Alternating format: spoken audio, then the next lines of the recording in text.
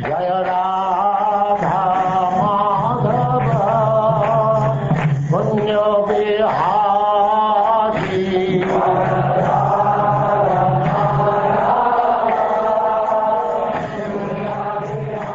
And now chapter 29 talks between Narada and King Pracinabarhi.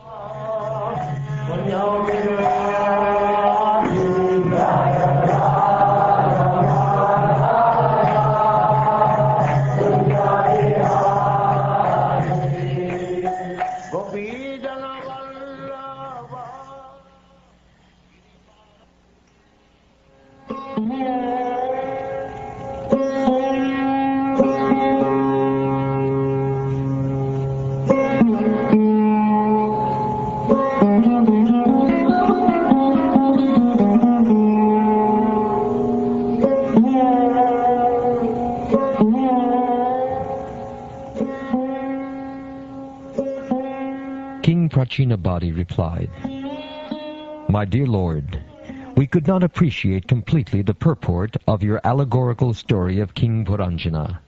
Actually, those who are perfect in spiritual knowledge can understand, but for us, who are overly attached to fruitive activities, to realize the purpose of your story is very difficult." The great sage Narada Muni continued, "You must understand that Puranjana, the living entity, transmigrates according to his own work into different types of bodies, which may be one-legged, two-legged, three-legged, four-legged, many-legged, or simply legless. Transmigrating into these various types of bodies, the living entity, as the so-called enjoyer, is known as Puranjana. The person I have described as unknown is the Supreme Personality of Godhead, the Master and eternal friend of the living entity.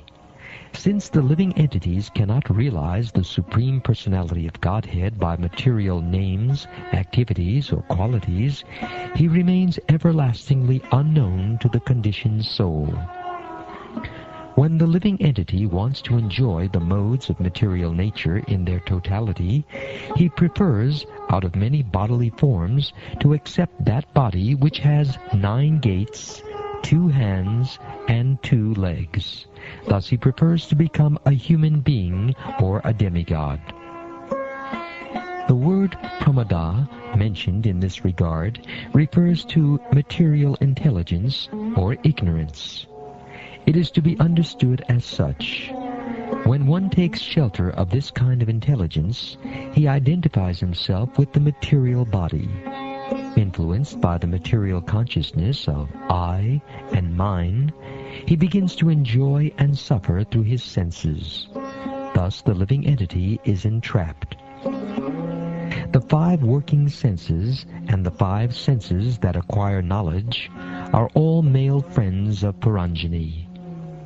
The living entity is assisted by these senses in acquiring knowledge and engaging in activity. The engagements of the senses are known as girlfriends, and the serpent, which was described as having 5 heads, is the life air acting within the 5 circulatory processes.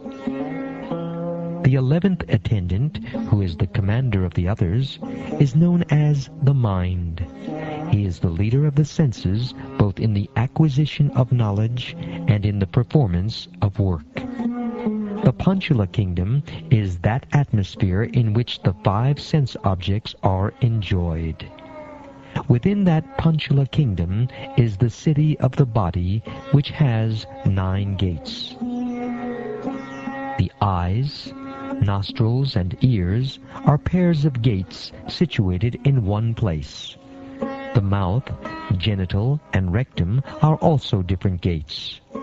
Being placed into a body having these 9 gates, the living entity acts externally in the material world and enjoys sense objects like form and taste. 2 eyes, 2 nostrils, and a mouth, altogether 5, are situated in the front. The right ear is accepted as the southern gate, and the left ear is the northern gate. The two holes or gates situated in the west are known as the rectum and genital. The two gates named Kadyota and Avirmukhi, which have been spoken of, are the two eyes side by side in one place. The town named Vibrajita should be understood as form. In this way, the two eyes are always engaged in seeing different kinds of forms. The two doors named Nalini and Nalini should be known as the two nostrils, and the city named Sodaba represents aroma. The companion spoken of as Avaduta is the sense of smell. The door called Mukhya is the mouth, and Vipana is the faculty of speech. Rasagya is the sense of taste. The city called Apana represents engagement of the tongue in speech, and Bahudana is the variety of foodstuffs. The right ear is called the gate of Pitruhu, and the left ear is called the gate of Devahu. The city spoken of as Dakshina Panchala represents the scriptures meant for directing pravritti, the process of sense enjoyment in fruitive activities. The other city, named Uttara Panchala, represents the scriptures meant for decreasing fruitive activities and increasing knowledge. The living entity receives different kinds of knowledge by means of two ears, and some living entities are promoted to Pitraloka and some to Devalaloka. All this is made possible by the two ears. The city called Gramaka, which is approached through the lower gate of Asuri, or the genital, is meant for sex, which is very pleasing to common men who are simply fools and rascals. The faculty of procreation is called Durmada, and the rectum is called Nritti. When it is said that Puranjana goes to Vaishasa, it is meant that he goes to hell. He is accompanied by Labdaka, which is the working sense in the rectum. Formerly, I have also spoken of two blind associates. These associates should be understood to be the hands and legs. Being helped by the hands and legs, the living entity performs all kinds of work and moves hither and thither. The word Antapura refers to the heart. The word Vishuchina, meaning going everywhere, indicates the mind. Within the mind, the living entity enjoys the effects of the modes of material nature. These effects sometimes cause illusion, sometimes satisfaction, and sometimes jubilation. Formerly, it was explained that the queen is one's intelligence. While one is awake or asleep, that intelligence creates different situations. Being influenced by contaminated intelligence, the living entity envisions something and simply imitates the actions and reactions of his intelligence. What I refer to as the chariot was in actuality the body. The senses are the horses that pull that chariot. As time passes, year after year, these horses run without obstruction, but in fact they make no progress. Pious and impious activities are the two wheels of the chariot. The three modes of material nature are the chariot's flags. The 5 types of life air constitute the living entity's bondage, and the mind is considered to be the rope. Intelligence is the chariot driver. The heart is the sitting place in the chariot, and the dualities of life, such as pleasure and pain, are the nodding place. The 7 elements are the coverings of the chariot, and the working senses are the 5 external processes. The 11 senses are the soldiers. Being engrossed in sense enjoyment, the living entity, seated on the chariot, hankers after fulfillment of his false desires, and runs after sense enjoyment, life after life. What was previously explained as Chandavega, powerful time, is covered by days and nights, named Gandharvas and Gandharvis. The body's lifespan is gradually reduced by the passage of days and nights, which number 360. What was described as Kalakanya should be understood as old age. No one wants to accept old age, but Yavaneshvara, or Yavanaraj, who is death, accepts Jara, or old age, as his sister.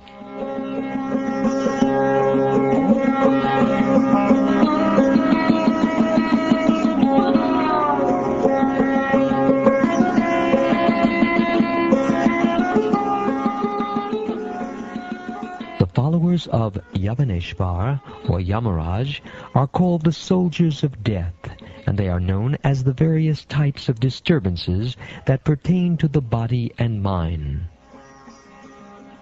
Prajvada represents the two types of fever, extreme heat and extreme cold, typhoid and pneumonia. The living entity lying down within the body is disturbed by many tribulations pertaining to providence, to other living entities, and to his own body and mind. Despite all kinds of tribulations, the living entity, subjected to the necessities of the body, mind, and senses, and suffering from various types of disease, is carried away by many plans due to his lust to enjoy the world. Although transcendental to this material existence, the living entity, out of ignorance, accepts all these material miseries under the pretext of false egoism, I and mine. In this way, he lives for 100 years within this body. The living entity, by nature, has minute independence to choose his own good or bad fortune. But when he forgets his Supreme Master, the personality of Godhead, he gives himself up unto the modes of material nature. Being influenced by the modes of material nature, he identifies himself with the body and, for the interest of the body, becomes attached to various activities. Sometimes he is under the influence of the mode of ignorance, sometimes the mode of passion, and sometimes the mode of goodness. The living entity thus gets different types of bodies under the modes of material nature. Those who are situated in the mode of goodness act piously according to Vedic injunctions. Thus they are elevated to the higher planetary systems where the demigods live. Those who are influenced by the mode of passion engage in various types of productive activities in the planetary systems where human beings live. Similarly, those influenced by the mode of darkness are subjected to various types of misery and live in the animal kingdom. Covered by the mode of ignorance in material nature, the living entity is sometimes a male, sometimes a female, sometimes a eunuch, sometimes a human being, sometimes a demigod, sometimes a bird, an animal, and so on. In this way he is wandering within the material world. His acceptance of different types of bodies is brought about by his activities under the influence of the modes of nature. The living entity is exactly like a dog who, overcome with hunger, goes from door to door for some food. According to his destiny, he sometimes receives punishment and is driven out, and at other times receives a little food to eat. Similarly, the living entity, being influenced by so many desires, wanders in different species of life according to destiny. Sometimes he is high, and sometimes he is low. Sometimes he goes to the heavenly planets, sometimes to hell, sometimes to the middle planets, and so on. The living entities are trying to counteract different miserable conditions pertaining to providence, other living entities, or the body and mind. Still, they must remain conditioned by the laws of nature, despite all attempts to counter these laws. A man may carry a burden on his head, and when he feels it to be too heavy, he sometimes gives relief to his head by putting the burden on his shoulder. In this way, he tries to relieve himself of the burden. However, whatever process he devises to counteract the burden does nothing more than put the same burden from one place to another. O you who are free from all sinful activity, no one can counteract the effects of fruitive activity simply by manufacturing a different activity devoid of Krishna consciousness. All such activity is due to our ignorance. When we have a troublesome dream, we cannot relieve it with a troublesome hallucination. One can counteract a dream only by awakening. Similarly, our material existence is due to our ignorance and illusion. Unless we awaken to Krishna consciousness, we cannot be relieved of such dreams. For the ultimate solution to all problems, we must awaken to Krishna consciousness. Sometimes we suffer because we see a tiger in a dream or a snake in a vision, but actually there is neither a tiger nor a snake. Thus we create some situation in a subtle form and suffer the consequences. These sufferings cannot be mitigated unless we are awakened from our dream. The real interest of the living entity is to get out of the nescience that causes him to endure repeated birth and death. The only remedy is to surrender unto the Supreme Personality of Godhead through his representative. Unless one renders devotional service unto the Supreme Personality of Godhead, Vasudeva, one cannot possibly become completely detached from this material world, nor can he possibly manifest real knowledge.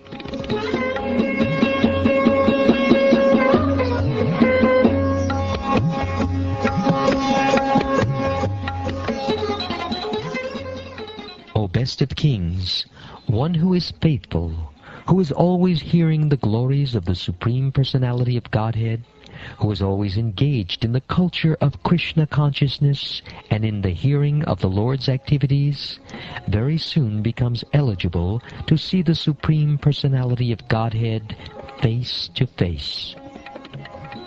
My dear King, in the place where pure devotees live, following the rules and regulations, and thus purely conscious, and engaged with great eagerness in hearing and chanting the glories of the Supreme Personality of Godhead, in that place, if one gets a chance to hear their constant flow of nectar, which is exactly like the waves of a river, one will forget the necessities of life, namely hunger and thirst, and become immune to all kinds of fear, lamentation, and illusion. Because the conditioned soul is always disturbed by the bodily necessities such as hunger and thirst, he has very little time to cultivate attachment to hearing the nectarian words of the Supreme Personality of Godhead. The most powerful Lord Brahma, the father of all progenitors, Lord Shiva, Manu, Daksha, and the other rulers of humankind, the four saintly first-class brahmacharis headed by Sanaka and Sanatan, the great sages Marichi, Atri, Angira, Pulastya, Pulaha, Kratu, Brigu, and Vasishta, and my humble self, Narada, are all stalwart Brahmins who can speak authoritatively on Vedic literature. We are very powerful because of austerities, meditation, and education. Nonetheless, even after inquiring about the Supreme Personality of Godhead, whom we always see, we do not know perfectly about Him. Despite the cultivation of Vedic knowledge, which is unlimited, and the worship of different demigods by the symptoms of Vedic mantras, demigod worship does not help one to understand the Supreme Powerful Personality of Godhead. When a person is fully engaged in devotional service, he is favored by the Lord, who bestows His causeless mercy. At such a time, the awakened devotee gives up all material activities and ritualistic performances mentioned in the Vedas.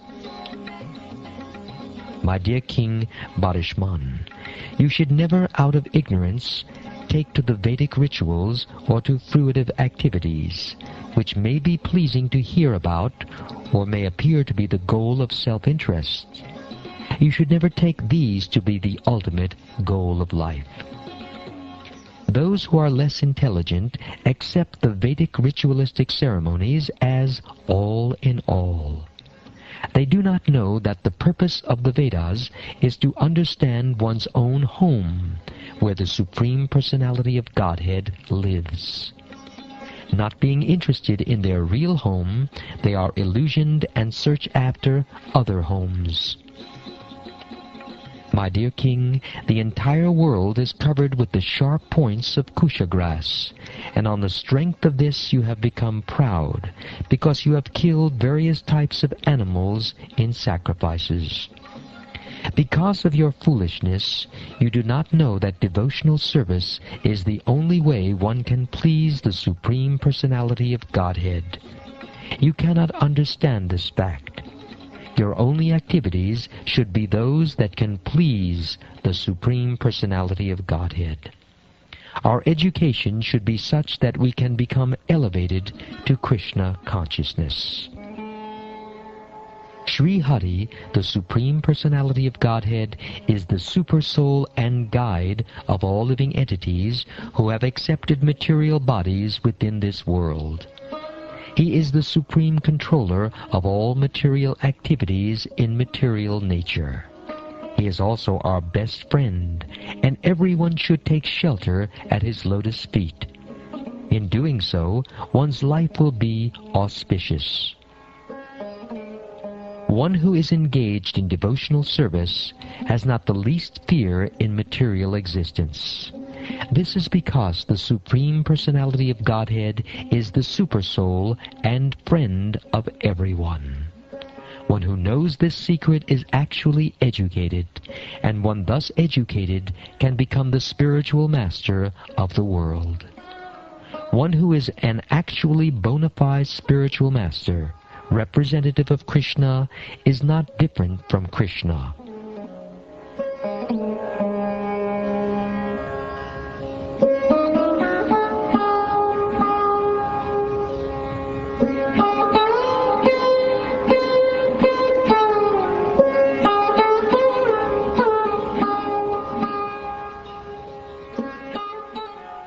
Great Personality, I have replied properly about all that you have asked me. Now hear another narration that is accepted by saintly persons and is very confidential. My dear King, please search out that deer who is engaged in eating grass in a very nice flower garden along with his wife. That deer is very much attached to his business, and he is enjoying the sweet singing of the bumblebees in his garden. Just try to understand his position. He is unaware that before him is a tiger, which is accustomed to living at the cost of another's flesh. Behind the deer is a hunter, who is threatening to pierce him with sharp arrows. Thus the deer's death is imminent. My dear King, woman, who is very attractive in the beginning, but in the end very disturbing, is exactly like the flower, which is attractive in the beginning and detestable at the end. With woman, the living entity is entangled with lusty desires, and he enjoys sex, just as one enjoys the aroma of a flower. He thus enjoys a life of sense gratification, from his tongue to his genitals, and in this way the living entity considers himself very happy in family life. United with his wife, he always remains absorbed in such thoughts. He feels great pleasure in hearing the talks of his wife and children, which are like the sweet humming of bumblebees that collect honey from flower to flower. He forgets that before him is time, which is taking away his lifespan with the passing of day and night. He does not see the gradual diminishing of his life, nor does he care about the superintendent of death, who is trying to kill him from behind. Just try to understand this. You are in a precarious position and are threatened from all sides. My dear king, just try to understand the allegorical position of the deer. Be fully conscious of yourself and give up the pleasure of hearing about promotion to heavenly planets by fruitive activity. Give up household life, which is full of sex, as well as stories about such things, and take shelter of the Supreme Personality of Godhead through the mercy of the liberated souls. In this way, please give up your attraction for material existence.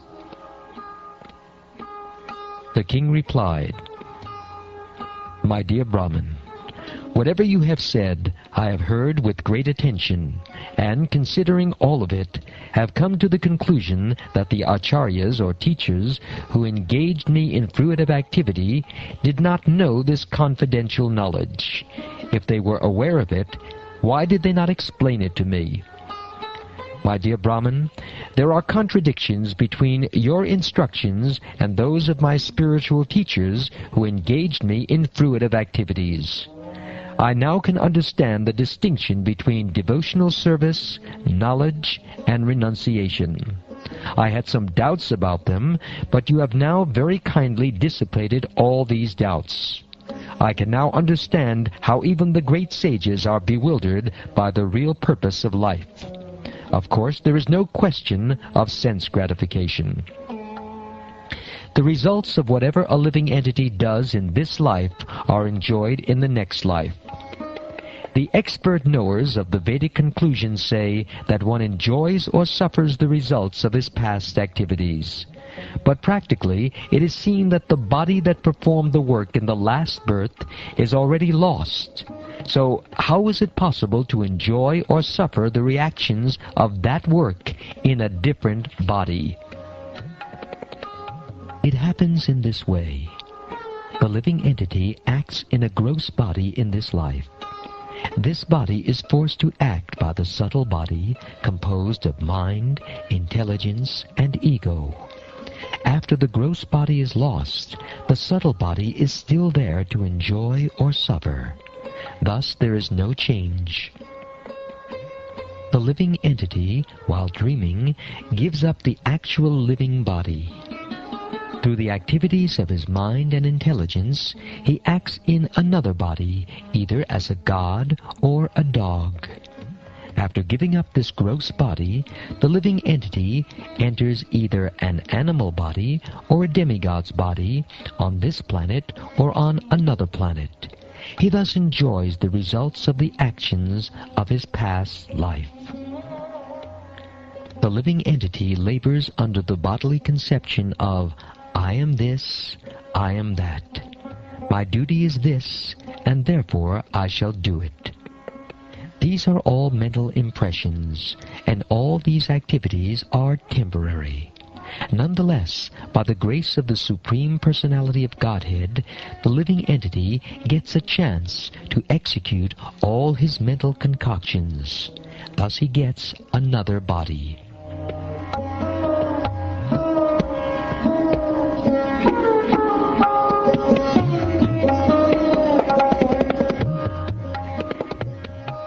One can understand the mental or conscious position of a living entity by the activities of two kinds of senses, the knowledge-acquiring senses and the executive senses.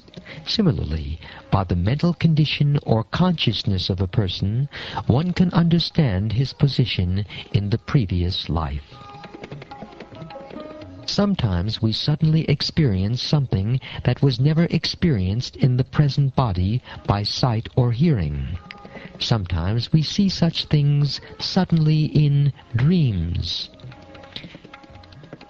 Therefore, my dear King, the living entity, who has a subtle mental covering, develops all kinds of thoughts and images because of his previous body.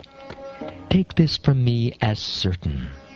There is no possibility of concocting anything mentally without having perceived it in the previous body. O King, all good fortune unto you. The mind is the cause of the living entities attaining a certain type of body in accordance with his association with material nature. According to one's mental composition, one can understand what the living entity was in his past life, as well as what kind of body he will have in the future. Thus the mind indicates the past and future bodies. Sometimes in a dream we see something never experienced or heard of in this life. But all these incidents have been experienced at different times, in different places, and in different conditions. The mind of the living entity continues to exist in various gross bodies, and according to one's desires for sense gratification, the mind records different thoughts. In the mind, these appear together in different combinations. Therefore, these images sometimes appear as things never seen or never heard before. Krishna consciousness means constantly associating with the Supreme Personality of Godhead in such a mental state that the devotee can observe the cosmic manifestation exactly as the Supreme Personality of Godhead does. Such observation is not always possible, but it becomes manifest exactly like the dark planet known as Rahu, which is observed in the presence of the full moon. As long as there exists the subtle material body composed of intelligence, mind, senses, sense objects, and the reactions of the material qualities, the consciousness of false identification and its relative objective, the gross body, exist as well. When the living entity is in deep sleep, when he faints, when there is some great shock on account of severe loss, at the time of death, or when the body temperature is very high, the movement of the life air is arrested. At that time, the living entity loses knowledge of identifying the body with the self. When one is a youth, all the 10 senses and the mind are completely visible. However, in the mother's womb or in the boyhood state, the sense organs and the mind remain covered, just as the full moon is covered by the darkness of the dark moon night. When the living entity dreams, the sense objects are not actually present. However, because one has associated with these sense objects, they become manifest. Similarly, the living entity with undeveloped senses does not cease to exist materially, even though he may not be exactly in contact with the sense objects. The 5 sense objects, the 5 sense organs, the 5 knowledge-acquiring senses, and the mind are the 16 material expansions. These combine with the living entity and are influenced by the 3 modes of material nature. Thus the existence of the conditioned soul is understood. By virtue of the processes of the subtle body, the living entity develops and gives up gross bodies. This is known as the transmigration of the soul. Thus the soul becomes subjected to different types of so-called enjoyment, lamentation, fear, happiness, and unhappiness. The caterpillar transports itself from one leaf to another by capturing one leaf before giving up the other. Similarly, according to his previous work, the living entity must capture another body before giving up the one he has. This is because the mind is the reservoir of all kinds of desires. As long as we desire to enjoy sense gratification, we create material activities. When the living entity acts in the material field, he enjoys the senses, and while enjoying the senses, he creates another series of material activities. In this way, the living entity becomes entrapped as a conditioned soul. You should always know that this cosmic manifestation is created, maintained, and annihilated by the will of the Supreme Personality of Godhead. Consequently, everything within this cosmic manifestation is under the control of the Lord. To be enlightened by this perfect knowledge, one should always engage himself in the devotional service of the Lord.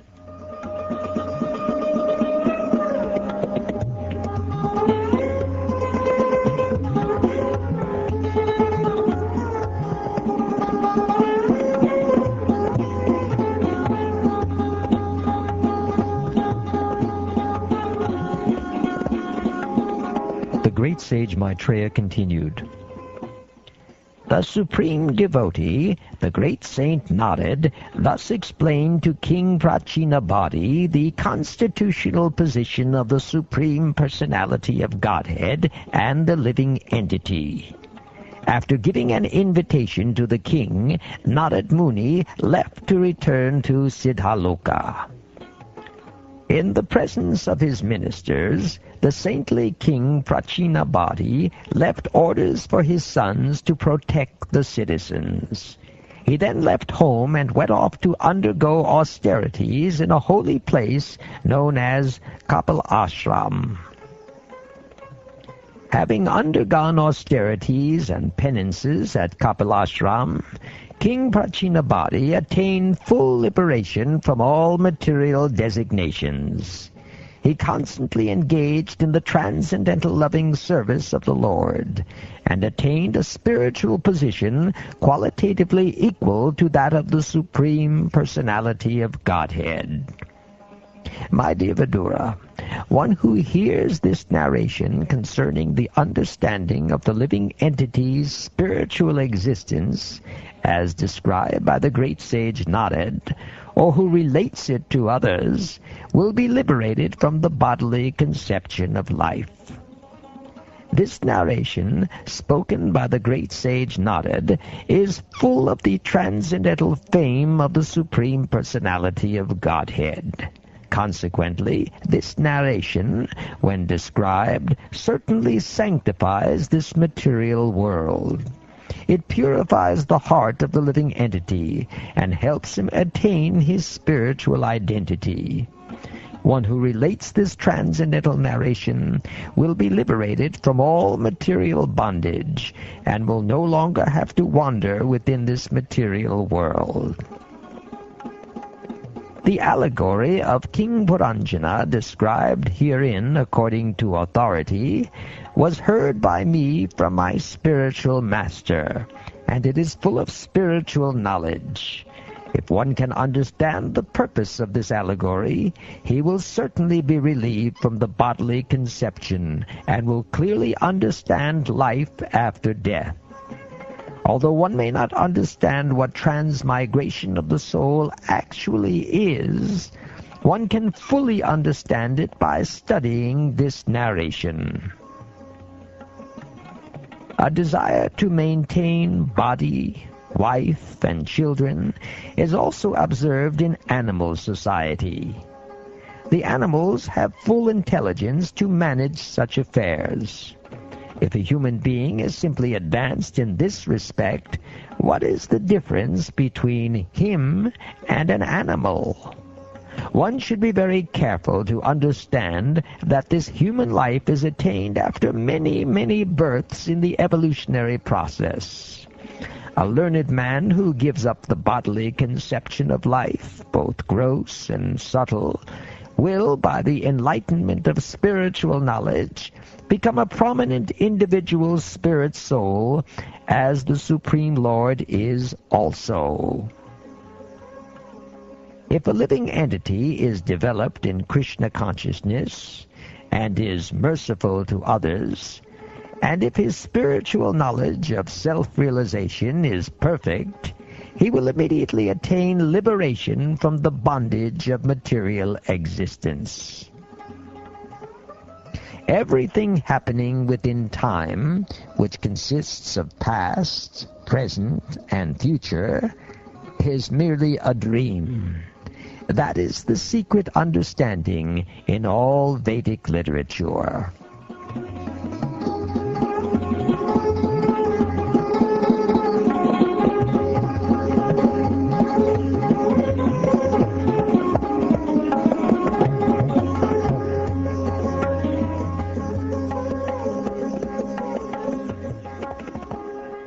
Thus ends the 29th chapter of the 4th canto of the Srimad Bhagavatam, entitled Talks Between Narada and King Pracinabarhi. These cannot realize the Supreme Personality of Godhead by material names, activities, or qualities. He remains everlastingly unknown to the conditioned soul. When the living entity wants to enjoy the modes of material nature in their totality, he prefers, out of many bodily forms, to accept that body which has 9 gates, 2 hands, and 2 legs. Thus he prefers to become a human being or a demigod. The word pramada, mentioned in this regard, refers to material intelligence or ignorance. It is to be understood as such. When one takes shelter of this kind of intelligence, he identifies himself with the material body. Influenced by the material consciousness of I and mine, he begins to enjoy and suffer through his senses. Thus the living entity is entrapped. The 5 working senses and the 5 senses that acquire knowledge are all male friends of Puranjani. The living entity is assisted by these senses in acquiring knowledge and engaging in activity. The engagements of the senses are known as girlfriends, and the serpent, which was described as having 5 heads, is the life air acting within the 5 circulatory processes. The 11th attendant, who is the commander of the others, is known as the mind. He is the leader of the senses, both in the acquisition of knowledge and in the performance of work. The Panchala kingdom is that atmosphere in which the 5 sense objects are enjoyed. Within that Panchala kingdom is the city of the body, which has 9 gates. The eyes, nostrils, and ears are pairs of gates situated in one place. The mouth, genital, and rectum are also different gates. Being placed into a body has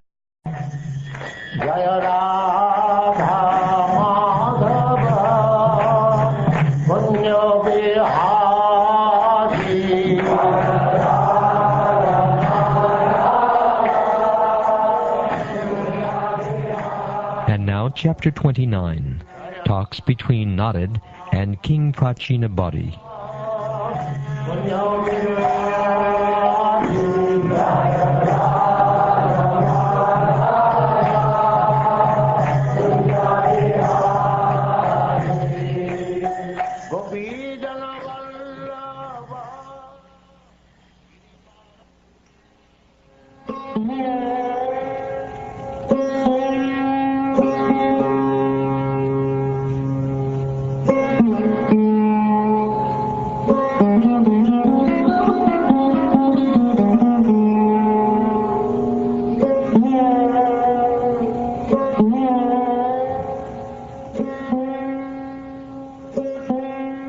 Pracinabarhi replied, having these 9 gates, the living entity acts externally in the material world and enjoys sense objects like form and taste.